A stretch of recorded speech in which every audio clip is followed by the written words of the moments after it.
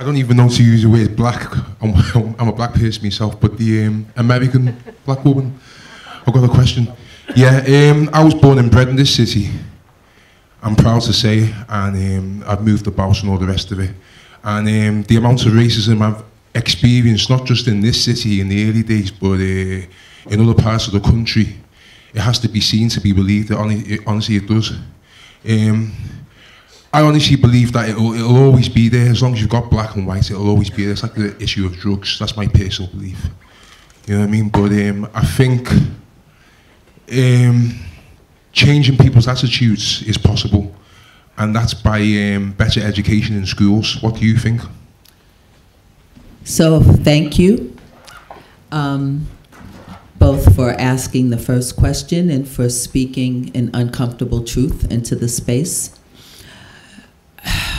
So, you know, I have to acknowledge that for me, coming to the UK is interesting because I'm very conscious of the fact that we're in a particular paradigm that is almost like swimming in water that people are not aware of. So, you know, race is an artificial construct. Blackness was created in the same way that whiteness was created. Both of them were created in service of something. The thing that they were in service of is capitalism. To me, it's really important in the context of drugs in particular to recognize that the British Empire became an empire by promoting addiction for profit. The reason that it established colonies was in order to produce sugar, tobacco, and rum, to create a market here for those products, which are all addictive. White people who came to the US, which started out as a penal colony, just like Australia, didn't come there as white people. They came there as Irish people, Scottish people, Italians, etc.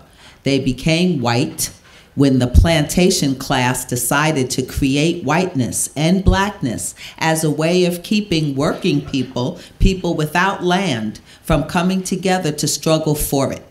And so for me, that's kind of like the essential thing that I think that we have to remember, is that race itself is an artificial construct in service of someone else's profit-making ability. And as long as we legitimate the existence of race, then we allow them to continue profiting from our ignorance. So my hope is that in spite of everything that's going on right now in the world, which is awful, and it seems to me that human beings are incapable of making change except on top of a pool of dead bodies and blood. So what I see for the future, in the immediate future, is ugly. I fear for myself and my son and my grandson because I really do believe we're entering into a really dark phase. But I think at the end of that, there's going to be a significant level of global change, economically, politically, etc., because that's the only way that we can ensure our survival on this planet. And part of that change is going to be the rejection of the artificial construct of race and a focus on the people who are sucking us all dry, which are the predatory capitalists that are ruining all of our countries.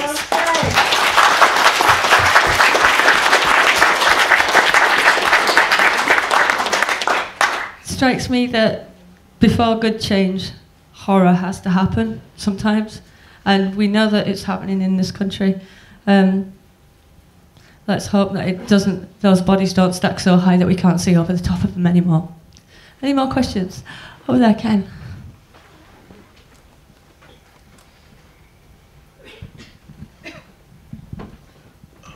Hi, Ken Stringer. I'd like to thank all the speakers today. There's been a theme running through it and nobody's really picked up on it, except perhaps Deborah, and thank you so much for what you've said today, which is of power. And I think you've just nailed some of it, absolutely nailed some of it today.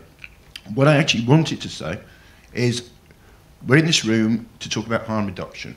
And quite often this gets focused in on a little shiny object or a needle or something else in the eyes of policymakers, commissioners, and actually some people in the field. And harm reduction is not about needle exchange, and it's not about a lot of these things. It's about justice and it's about empowerment. It always was. And we tend to forget that. We focus in on things and lose the point of what we do. It is about respect And it's about empowerment, and it's about people being able to live and continue to live. There's a war being fought in an odd way between recovery and harm reduction.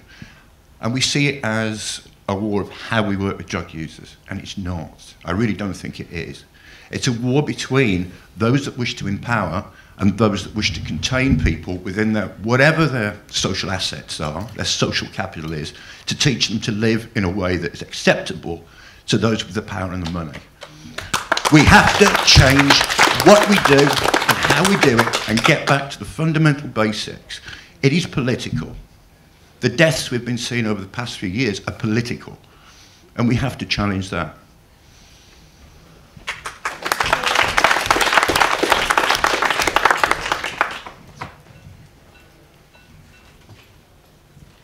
I'd just like to thank you, Debbie, for what you've said. It was really powerful and something I've felt for the last 40 years.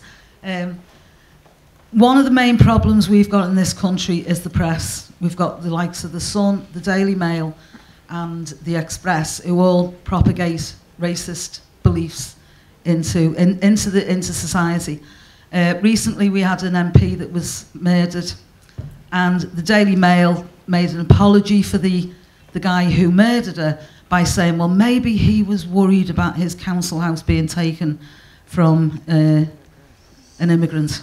Maybe he was scared of an immigrant taking his job, which, excuse my language, is total bollocks. But that's the kind of fear people are spreading in this country. Do you have the same problem in America with the press? Because obviously, as a British person who's been to America a few times, it's a very insular look within America. They don't look out. Some people do, but not everyone. You know, there's quite a lot of small-minded rednecks around that, you know, are just, I'm sorry, you know, as a white person, I feel ashamed. You know, I've never felt more ashamed to be British in my life as what I do at this particular moment in time with what's going on in my country. And I've worked extensively with black people, getting services for them in the 80s for crack. And I worry as well, like, because there's an organisation in America called Crack PP, who I've had several goes at and exchanged several emails with them. And that worries me that that kind of organisation is now going to get more funding with the likes of the Satsuma that you've just elected in, you know, which is going to disproportionately affect black and Latino women as well. You know, and I share that sense of urgency with you about what's happening in this world, you know. And I think we all need to stand in solidarity and start doing something to change this rise in fascism, you know, and do it quick, because we cannot afford to, as a human race, to allow that to go on any further. And I feel sorry for you in France if Le Pen gets in as well. Which is likely at the moment.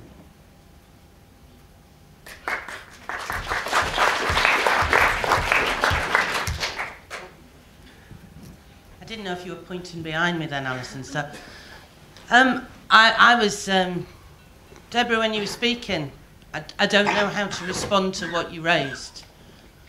Thank you very much for saying it, because I think it was important that we heard it. But the question I want to ask is, we've had now 10 years of right-wing government in this country. You know, you had Obama, who I know wasn't perfect, but did some fantastic stuff. We're worn down a bit, particularly those people who've been working on the front line. People's jobs get threatened if they speak out. People get ostracised by their colleagues if they say the wrong thing. And at the same time, the service users that they are working for get pushed even further away, to a point where they are grateful for being treated like crap. How do you fight? How do we? You know, I don't work in drugs very much anymore, but I get email after email, message after message saying this has happened in work, this is going on, how do we challenge it, what are we going to do? But it's never connected up. And Andrea was saying earlier, we don't connect and collaborate in this country very well. But it's urgent now, and I feel it all the more now. How do we do it? So there's 3 things that I want to say actually about that, and thank you for that. First is that, like you, I'm tired. You know, I just had my 61st birthday a couple of days ago, and I honestly thought that the things that I would be focused on at this point in my life were different, you know? And when I say I've been crying a lot, I'm not lying. I mean, every time I think, because I see so much pain already. You know, when I traveled to Colombia to meet with the Afro-Colombian people who are working around the drug war there, or the time that I spent in Brazil, half of the time that I'm there, I'm just listening to people's testimony and crying as I write down what they tell me of what's happening to them. And this is in a world where we've had relatively progressive leaders around these issues. So when I think about everything I've seen and heard up till now, it moving in one direction, and I see what's coming, the weight of it just makes me want to crawl into a hole. What has me be here, sitting here right now and doing this work, is the fact that I'm a grandmother. And I love my grandson. The sun rises and shines on him, for me. And he's still at the age that he doesn't know that he's black. He's just 5 years old. He's Raphael, like the Ninja Turtle. And I really had hoped that I could pass him a world where he could stay in that space indefinitely. But the truth is that I'm passing him a world that's going to be more dangerous for black men than the one I raised my son in, which was extremely dangerous. And so, you know, the mother in me is like, come join me in California, because that's going to be one of the safer places for black people to be. And quite frankly, I'm telling people to move. There's a reason that we had a great migration fleeing from terror in the South in the 40s and 50s. And I think you're going to start seeing similar migrations within the US of people moving from red, rabid, ugly places to bluer, friendlier, protective places. I live in a sanctuary state. I'm proud of that. I live in a state that just voted for legal marijuana. We're going to need it. I live in a state, you know, that is got Democratic dominance and actually votes for third and fourth party people. I'm clear that California is where America will be. We are now majority people of color. The majority of the people in California are not white people, and Californians are okay with it, including the white Californians. So I believe and I know that people are capable of change. I've seen it in my lifetime. I've seen the attitudes change. I even believe that what's happening in the US right now has less to do with racism than it has to do with consumerism. And to me, that's the bigger beast for us to conquer. It's the consumerism that keeps us locked into a system where we're trying to hold on to things like the middle class. That's a 20th century term. It doesn't apply anymore in the 21st century. There's only two classes of people in the world now. People who work for money and people whose money works for them. The majority of us have to work for money. And it does not matter if you work for money. It doesn't matter if you earn $20,000 or $200,000. When your source of income is gone, you're screwed.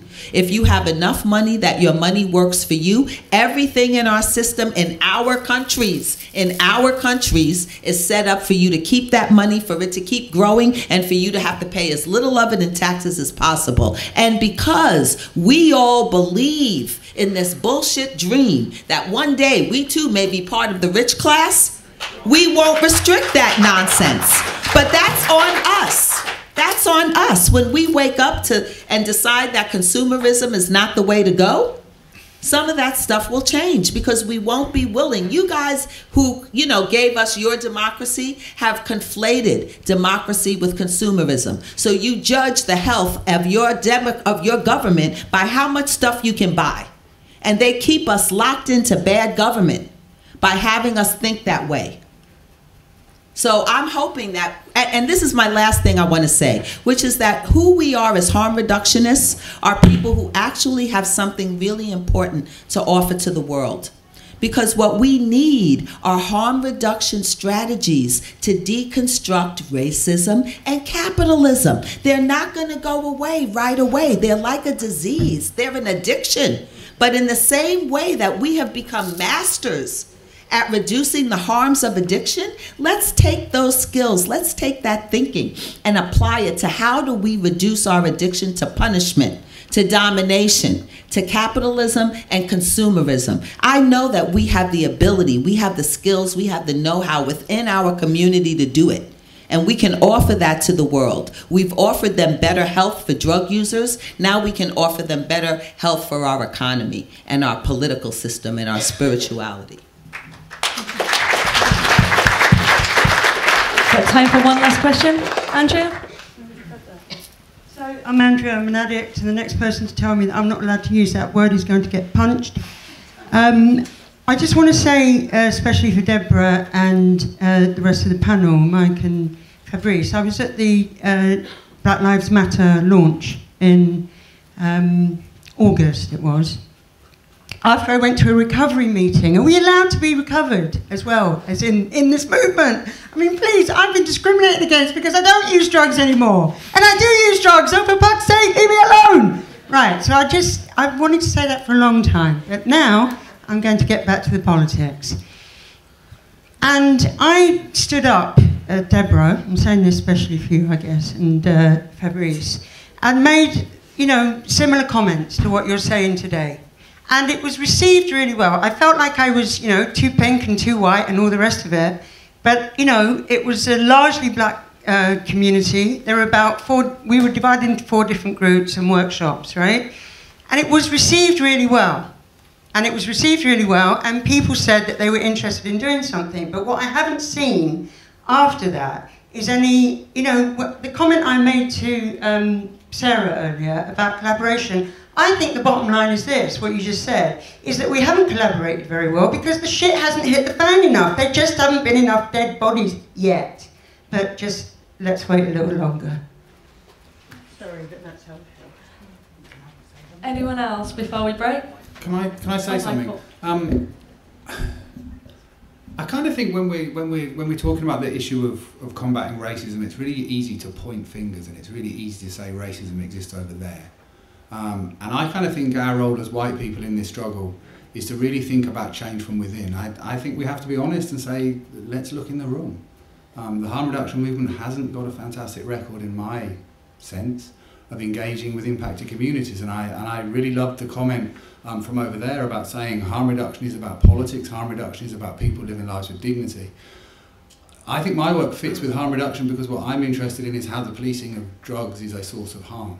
And I think we really need to make the case around how harm reduction as a philosophy can apply to policing, because policing is a source of indignity and humiliation for a community. But I really feel that I think our struggle as white people is to really address this issue of how do we confront the issue? How do we recognise it in ourselves before we ask other people to recognise it in themselves? So I think, yeah, pointing is important, but the cliche of when you point your finger, there's another 4 pointing back at you, I kind of think applies. Thank you. Matt? No one's clapping now.